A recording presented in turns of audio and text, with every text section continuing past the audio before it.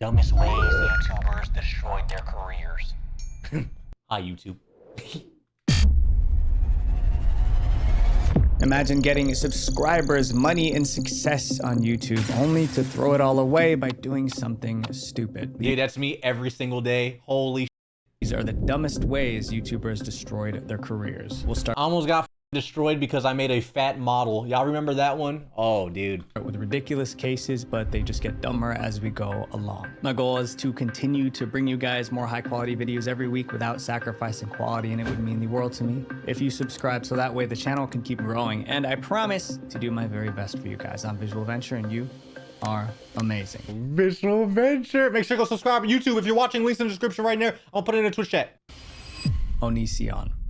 There are so many YouTube videos about Onision, and none of them are positive. The bitter fall of Onision, the decay of YouTube's worst predator. Onision, the deranged man who made a YouTube cult. From vanity to insanity, Onision's story. And the list goes on and on. Each title darker than the last. But these videos aren't just a smear campaign. Every step in Onision's downfall came from the choices he made himself. Onision joined YouTube in 2006.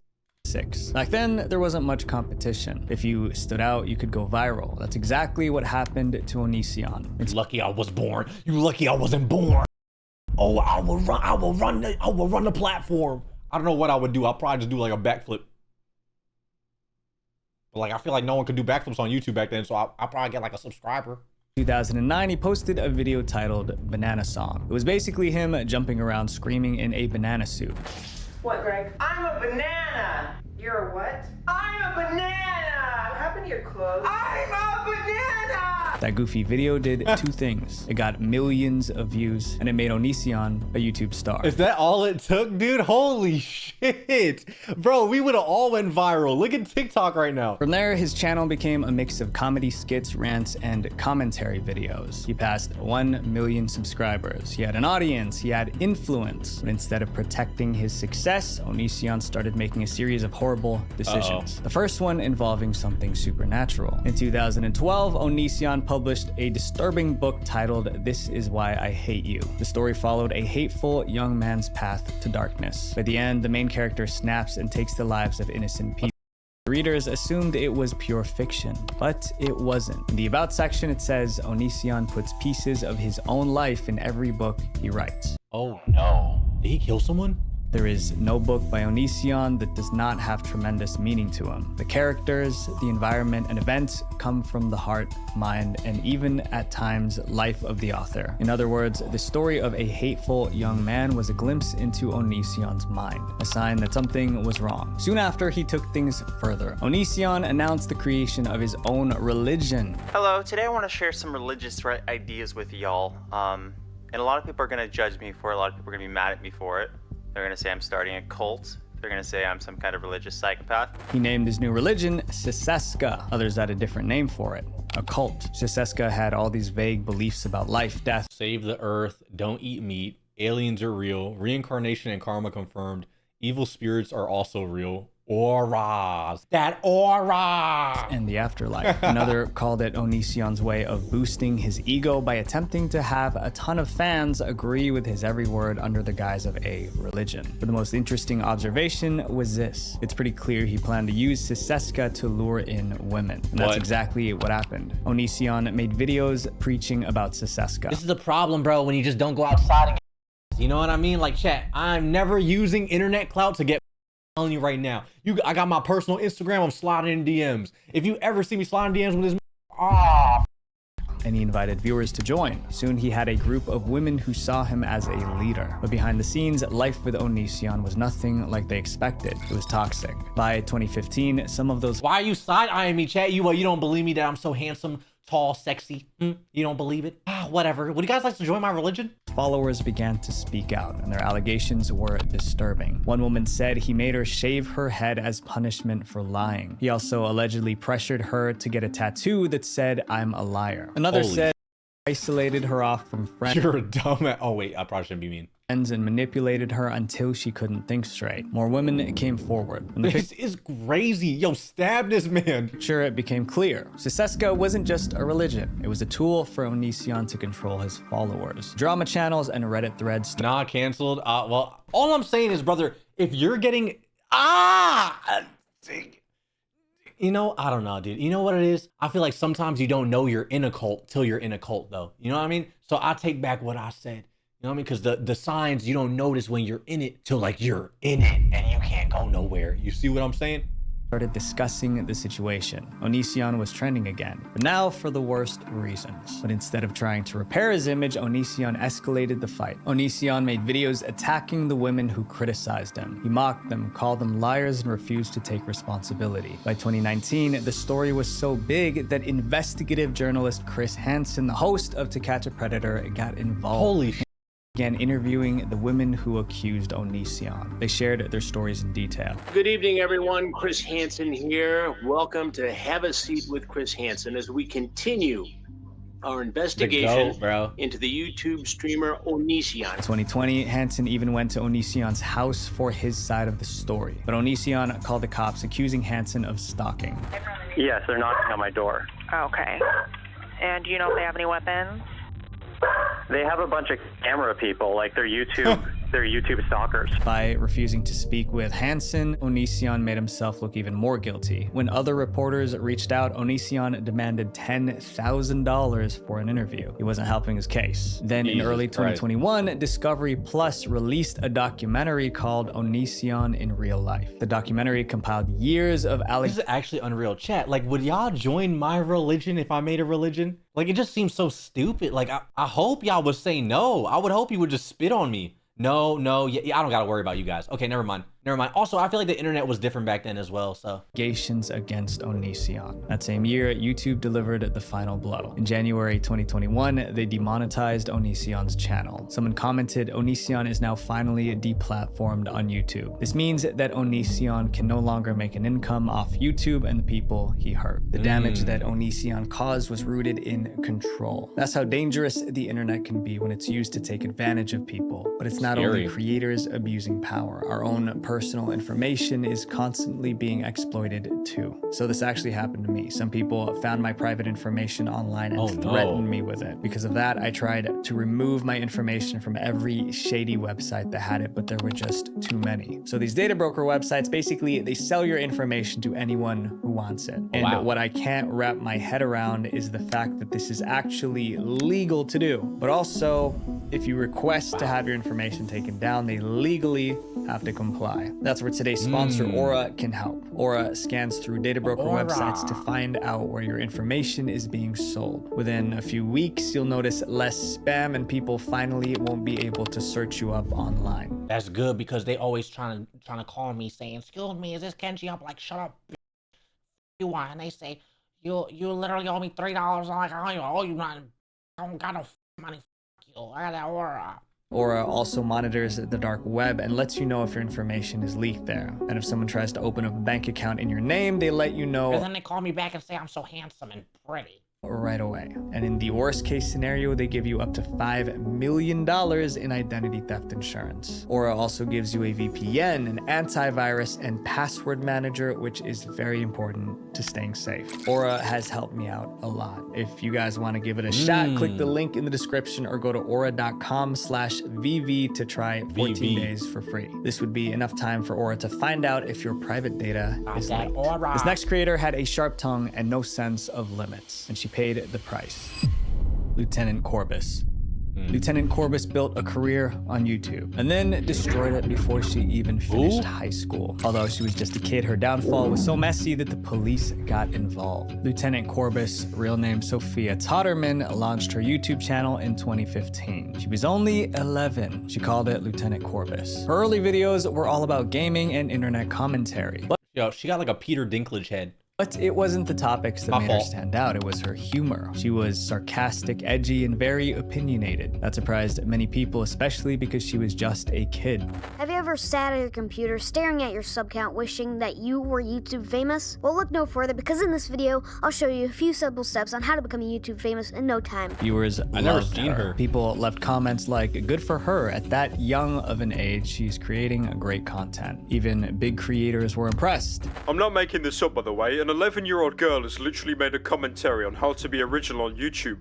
But you know the worst thing is, it's actually really good. Maybe I gotta watch it, bro. I'm over here reacting to videos. Holy shit. My fault, Visual Venture. I hope you at least enjoy watching the reaction. No, you not watching it? Oh, I'm just talking to myself. I'll play the video. She was a YouTube child star. By the time she turned 14, she had almost 1 million subscribers. Her videos got over 15 million views. Almost everyone thought she was heading for mainstream success, but they were about to be disappointed because Lieutenant Corbus didn't become more famous. She became more dangerous. In 2018, she rebranded. She changed her online identity from Lieutenant Corbus to Soph. That made sense because her real name was Sophia, but it wasn't just the name that changed. Her entire vibe shifted. Her jokes got darker. Her opinions became extreme. She went from covering internet drama to ranting about politics, but in a pretty wild way. Parents at Soph's school started complaining. Some even wanted her expelled because of her toxic YouTube videos. The principal had to send a letter to calm parents down. Then the school made a mistake. In June 2019, the school yearbook included a page promoting Soph's YouTube channel. Parents were furious. If Soph's content was inappropriate, why was the school promoting it? The school had to issue an apology. Eventually, Soph's parents pulled her out of the school, but the backlash didn't change her. In July 2019, she released another video where she said some really dark stuff about certain groups of people. Once again, it violated YouTube's policy on hate speech. So in August 2019, YouTube took final action. They permanently banned her channel. Soph took the ban as a personal attack, and she did something really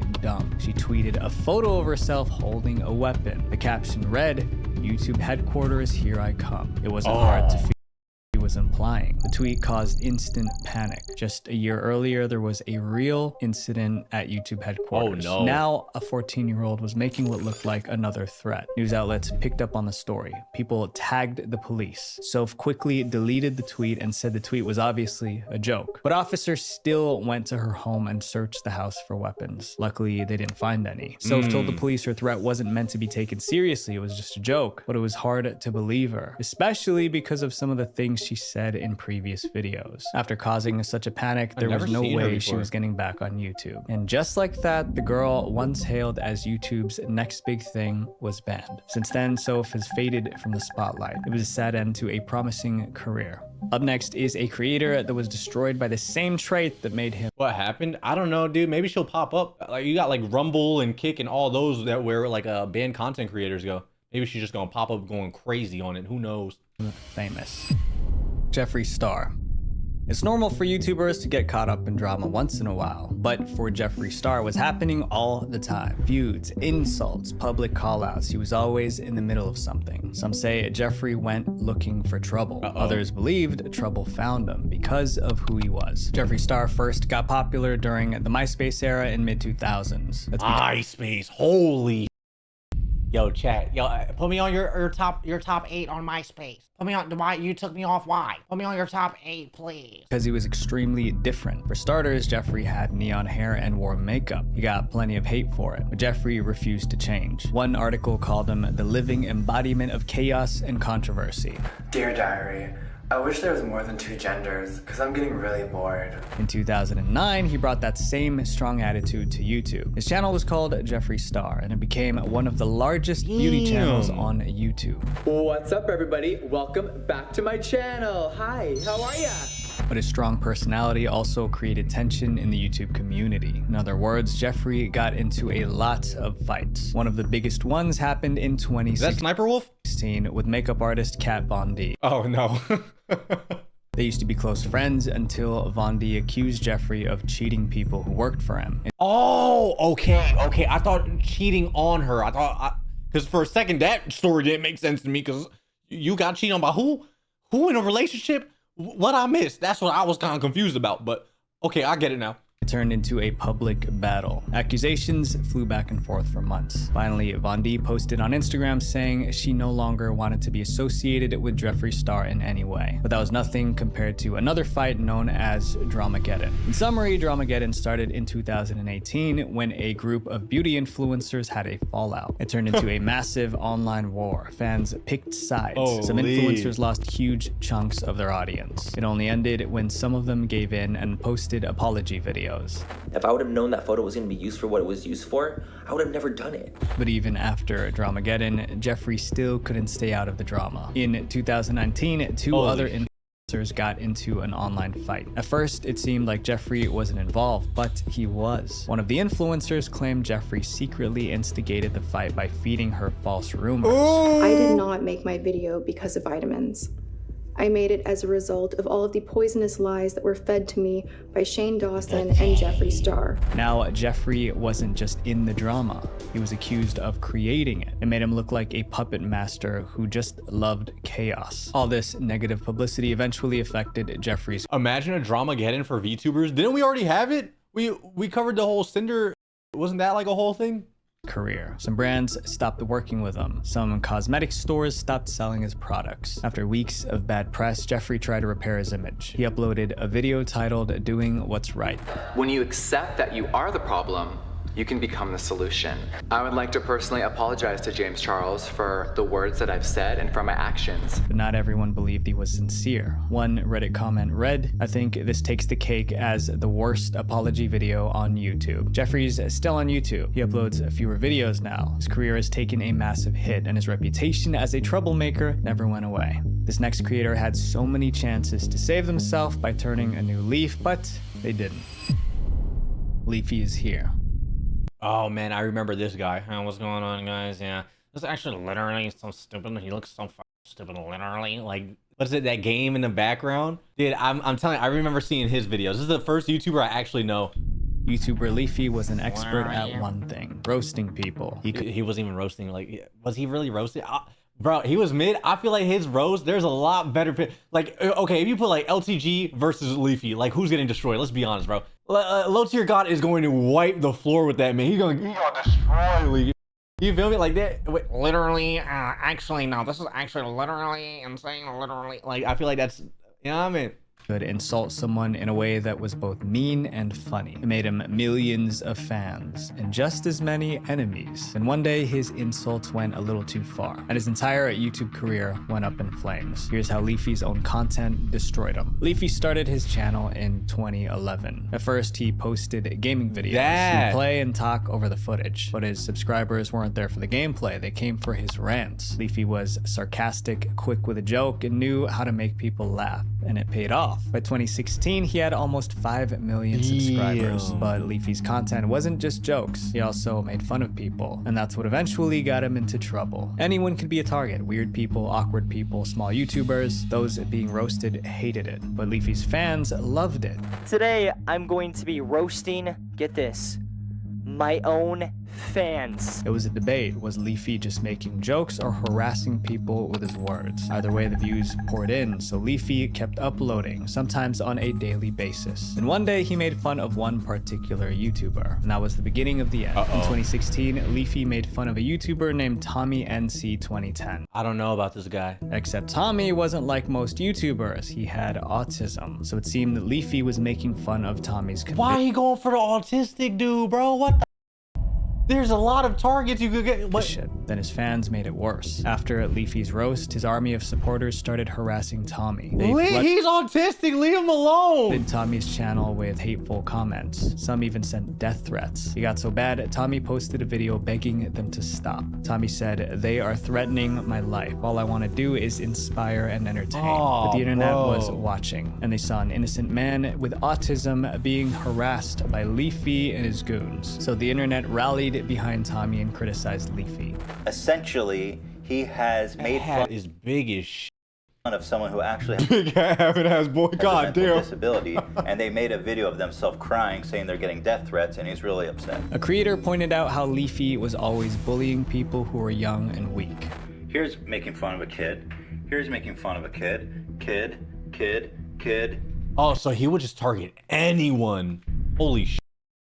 There was even a video titled "Leafy is Here, Makes Man with Autism Cry." Leafy's reputation was in the gutter, but the knockout punch came from YouTuber iDubbbz. iDubbbz did a full breakdown of Leafy's videos. I love that side profile. He kind of got like my shit going on. Hold on. How's it look? Do I look pretty? My fault. Clip after clip mocking people's looks, voices, and behavior. Here's a series of clips of him saying that, yeah, you're old. He's a 34-year-old grown man. Grown man! That video went viral, and Leafy became public enemy #1. At this point, Leafy could have apologized, or he could have waited for the hate to die down, but he picked a third option, which was far worse. He roasted another innocent person. Leafy made a series of videos roasting vlogger Milo Stewart. Leafy referred to Milo as it and a creature, as if Milo wasn't human. For many, that was the last straw. To them, Leafy was a bully. One Reddit user summed it up. Leafy attacks children, small, low-quality YouTube channels, people with autism, and socially awkward people. In December 2017, Leafy suddenly stopped posting. He just vanished. But he wasn't gone for good. He was returning with a vengeance. For about 2 years, Leafy disappeared from YouTube, but in March 2020, he returned. His first video was an attack on iDubbbz, the guy who exposed him years earlier. It was his same old style. Gameplay in the background, insults and swearing as a voiceover. His fans rejoined the attacks. Leafy would roast someone, and his fans would flood that person's page with insults. For instance, Leafy made a video criticizing streamer Pokimane, and his fans harassed Pokimane so much that she took a break from streaming. Jesus, dude. I've seen some comments in the YouTube. We watched a Pokimane video, bro, and people are always on Pokimane. I hope I never, like, I mean, I hope I get big, but, like, I don't want to get, like, super crazy big to the point where, like, me just existing is, like, already, you know what I mean? Around that time, YouTube was tightening its rules. They introduced a new harassment and cyberbullying policy. Don't post videos that harass or cyberbully anyone. If you post malicious videos or comments on YouTube, these can be reported and removed. Remember, there's a person behind every video and comment. You could still criticize someone's ideas, but attacking their appearance, identity, or mental health was against the rules. That said, if you get 3 strikes in a 90-day period, you're out. And your account will be terminated. Leafy already had 2 strikes against him. YouTube reviewed his channel and saw the same behavior. In order to enforce the new rules, they banned Leafy permanently. Overnight, years of work vanished. About 5 million subscribers just gone. He tried streaming on Twitch, but after a few weeks, he was banned there as well. Twitch said they banned him to preserve the safety of the community. Then Leafy tried to outsmart the bans. He created new YouTube channels with names like Weefy and Lucky. YouTube shut them down fast. He even teamed up with a media company to sneak back onto YouTube. But YouTube wouldn't accept his content. Today, Leafy is banned from almost every major platform. His videos only survive because fans re-upload them. He sometimes posts on smaller platforms, but his audience is tiny compared to what he had before. Sometimes seeking revenge can destroy you. This next story is a perfect example. Yeah, that's kind of crazy. Tati Westbrook. YouTuber Tati Westbrook destroyed her career with a 43-minute video. Didn't we watch something? Didn't we watch this where she was like crying but wasn't crying? I think we watched. I just don't remember. When I say destroyed, I mean completely. Tati got sued. She lost thousands of subscribers. Her business suffered, and the stress nearly ended her marriage. It all happened because Tati felt betrayed. Around 2017, Tati was one of the biggest beauty influencers online. She had millions of subscribers on YouTube. Her channel made makeup reviews and tutorials. Hey guys, it's Tati from Glam Life Guru on YouTube, and I am just beside myself excited that I am here on Allure creating content. Is that how you do YouTube intros? Maybe I should start, like, I don't know, getting tips. Hi, what's going on? I'm just so beside myself being with you guys today. I can't wait to react to this visual eventual editor, cut that out.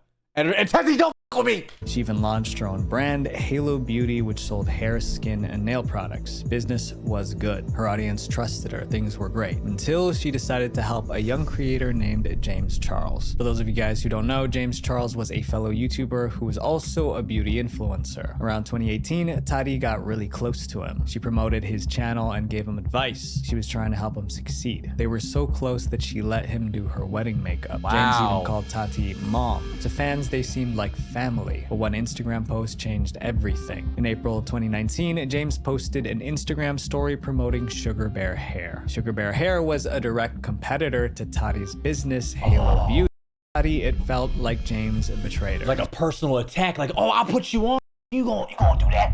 then why doesn't she just give him an ad? You know what I mean? Throw him a bag and then promote. She helped James build his career, and now he was promoting her rival. She made a video hinting at the issue. I'm having one of those days where it's like smacked in my face. James Charles scrambled to defend himself. He claimed it wasn't betrayal and that he only promoted Sugar Bear Hair because they gave him last-minute VIP Coachella tickets. It wasn't like he was working for them, but he admitted it was a mistake and apologized to Tati publicly. It could have ended there, but Tati couldn't let it go, and what she did next ended up destroying her own career. On May 10th, 2019, Tati posted a video titled "Bye Sister." It was 43 minutes of pure attack. She accused James Charles of being selfish and a sellout. She accused him of lying about Sugar Bear Hair, and she revealed— Dude, you can never be mad at someone for like quote unquote selling out. You know what I mean? It's a bag at the end of the day. It's a job at the end of the day. So if someone's gonna get a bag, it is what it is, bro. How are you gonna be mad at them for it? You know what I mean? If you're helping someone to grow just so they would promote your product instead of theirs, or whatever product they choose, like, are you really helping them for them or you? You know what I mean? One of them seems kind of selfish and manipulative. all of the behind-the-scenes help she gave James Charles. He was making $90 a video, and because of me and my husband, he was making $2,500 immediately. That's just like a small sample of some of the things that we've done for James Charles. The video went viral. It got like if over— you're counting favors, bro, it's, I don't know, I find that super icky. You know what I mean? Like, it is what it is at the end of the day. 47 million views. Most viewers sided with Tati. James Charles lost over 3 million subscribers days after the video. Tati, on the other hand, gained 4 million subscribers during that time. It was so huge that CNN covered it. It looked like Tati got revenge on James for betraying her, but everything was about to flip. 8 days later, James posted his response, a video titled "No More Lies." In Tati's video, she discusses many of the different reasons as to why she was choosing to close a chapter in her life that I was heavily involved in, making many of our private issues very, very public. He denied Tati's accusations and showed text messages and screenshots to prove he was telling the truth. Despite what Tati said in her video, this whole situation was definitely not a big scheme that was orchestrated beforehand. It really did happen on the spot. He also revealed that he informed Tati that he was about to promote her rival on Instagram before he did it. Wow, hold on, let me read that. Oh, I'm nosy. Holy shit, I missed out on this. Mom, I wanted to text you and tell you that I have to post a Sugar Bear Hair story today. They saved me at a Coachella from getting literally mobbed and got me backstage passes. They have new sleep vitamins, so I'm putting emphasis on those rather than the hair ones. Wow, he was actually being, I miss you so much and I have been the absolute worst anxiety. Wow. Oh, and she turned it into something big, bro. To promote her rival on Instagram before he did it. Before posting my stories, I actually did text Tati first out of respect for her, giving her heads up about the sponsorship, but she was immediately upset. Another big accusation was that James refused to promote Tati's company, Halo Beauty, but he showed proof that he promoted Halo Beauty multiple times without even being asked. Public opinion flipped overnight. Viewers felt Tati lied to them. Suddenly, Tati seemed like the villain. People accused Tati of trying to destroy James's career with lies. James regained over 1 million subs, and Tati started losing subscribers. Backlash was so fierce that Tati deleted the Bye Sister video, but the damage to her reputation was too deep. Tati took a break from YouTube. Almost a year later, in June 2020, Tati finally addressed everything that happened. She made a video titled "Breaking My Silence." The first thing she did was apologize to James. I want you to hear it publicly. I'm sorry. But responsibility. She blamed her friends for poisoning her mind. I did not make my video because of vitamins. I made it as a result of all of the poisonous lies that were fed to me by Shane Dawson and Jeffree Star. Oh, and then that's when they all get tied in. Oh my, yo, this makeup goes crazy.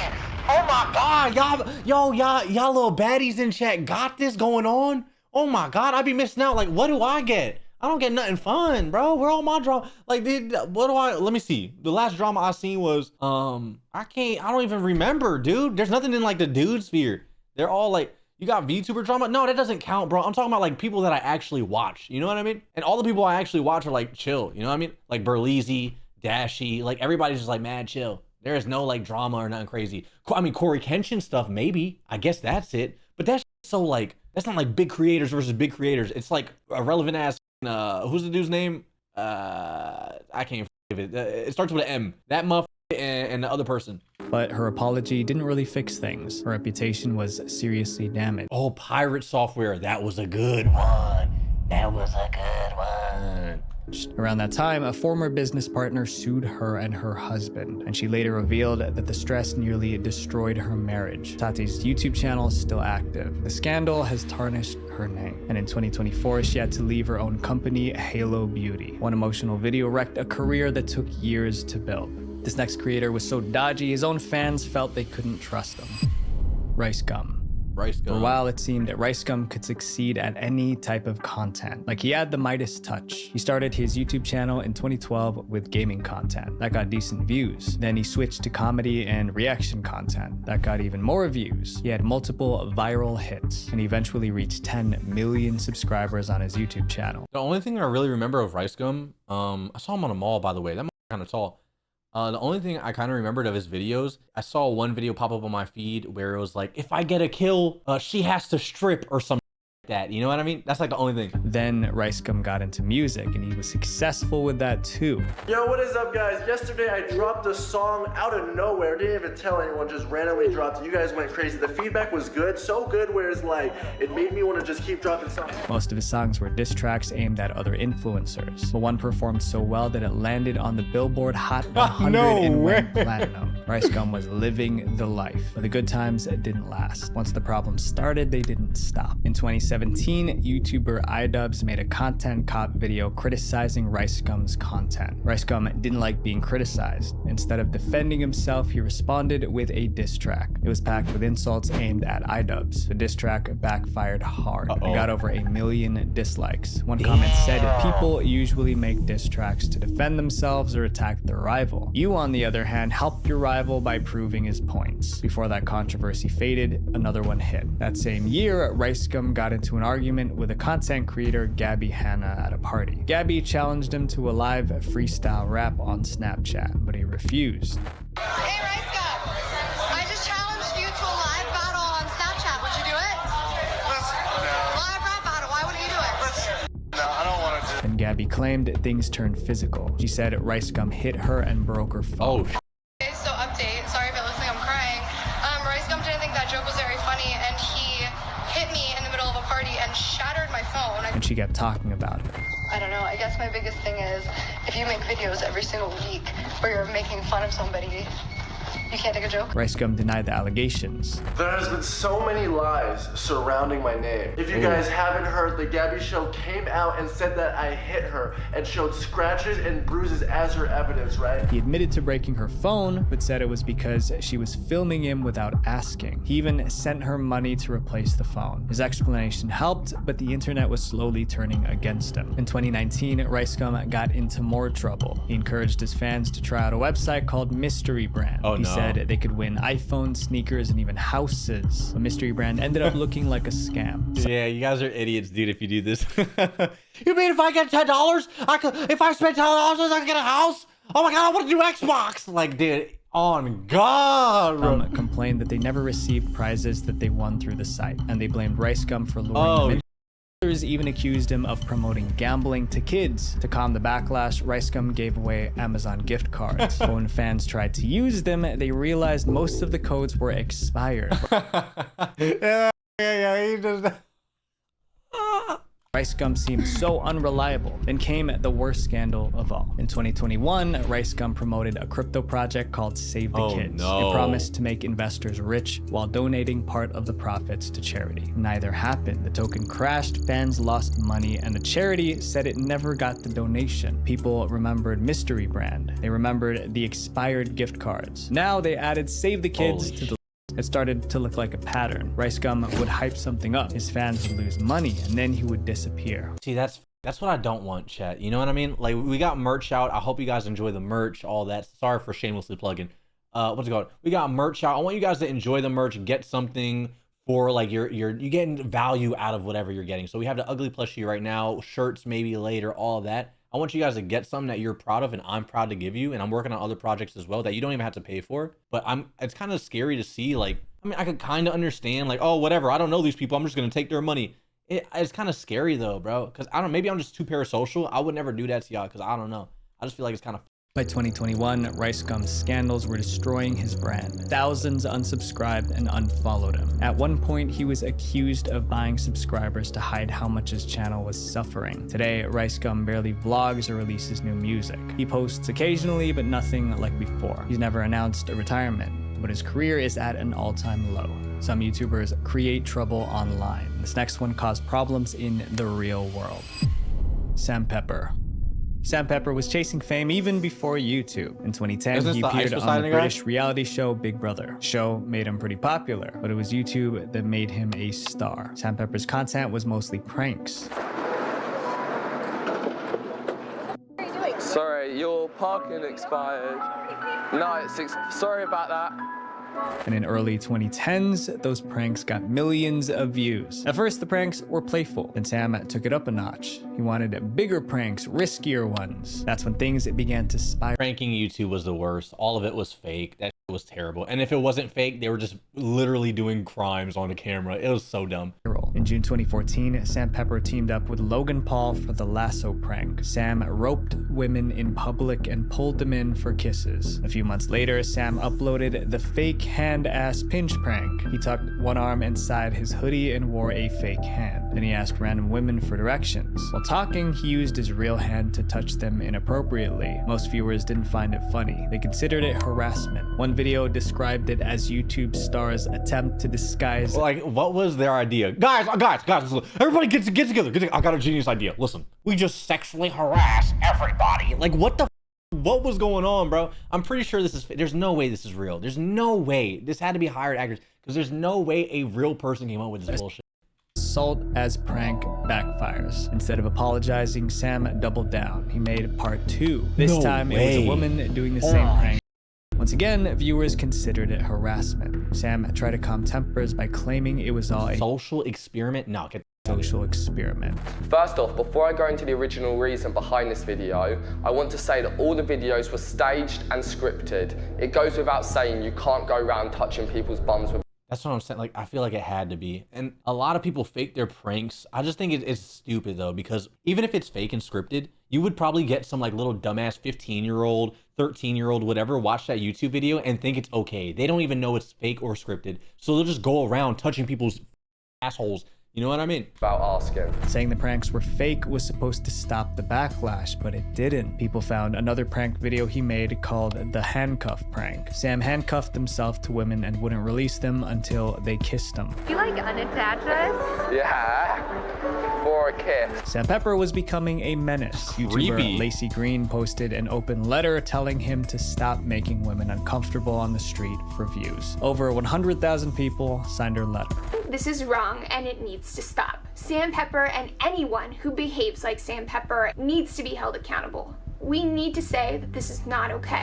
Now we're in like an era with the meta glasses, the fake hidden cameras. You know what I mean? You know what I'm talking about? I'm sure you've seen the TikTok videos. It's like different eras, bro, but like it's so weird. Report Sam Pepper trended on Twitter. Then Sam released another prank. The good news was that it didn't involve women, but the bad news was that it was far worse than anything he had ever done before. In November 2015, Sam uploaded a video titled The Killing Best Friend Prank, and it was as bad as it sounded. In summary, Sam staged a fake kidnapping. Then he pretended to unalive someone in front of their best friend. It was terrifying, and the backlash was bigger than ever. The prank made international headlines. Over 100,000 people signed a petition asking YouTube to ban Sam Pepper. Even a group of hackers threatened to unleash hell on Sam if he didn't. What is your thought process? It's just a prank, man. Holy he's dead. It's just a prank. It's just a prank. Look at the camera. Say what's up, like, comment, subscribe. He's f***ing dead, man. Like, what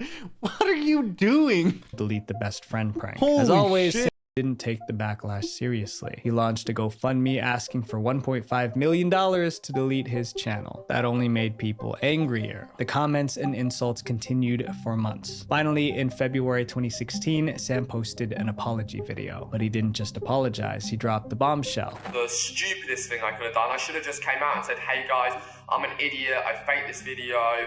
I wanted to, you know, I want to make content that gets views. Sam claimed the best friend prank was staged. That means the guy being pranked was in on it. He was just acting scared. Sam ended with a plea for forgiveness. If you can give me a second chance, won't let you down. Sam's career took a beating. No one knew if the apology would be enough to save it. Around the time of the apology, Sam all of his YouTube videos private. He also disappeared from YouTube for a while. When he came back, he was on TikTok. This time his content wasn't provocative. He made mostly challenge videos, life hacks, and stunts. It seemed like he had changed. Then in 2021, another scandal hit. Sam promoted a crypto project that turned out to be a scam. Fans who invested because of him stay away from crypto. It's the dumbest thing you could possibly do. Lost money. Now, even his core supporters turned against him. Some nicknamed him Scam Pepper for his role in the crypto scam. Sam Pepper still seemed reckless, chasing views and money without caring about the fallout. Years have passed, but Sam Pepper never regained his initial popularity. Maybe he crossed too many lines to ever be trusted by his fans again. Not only that, I feel like his type of content would do good like in early 2000s, like 2010 type of YouTube.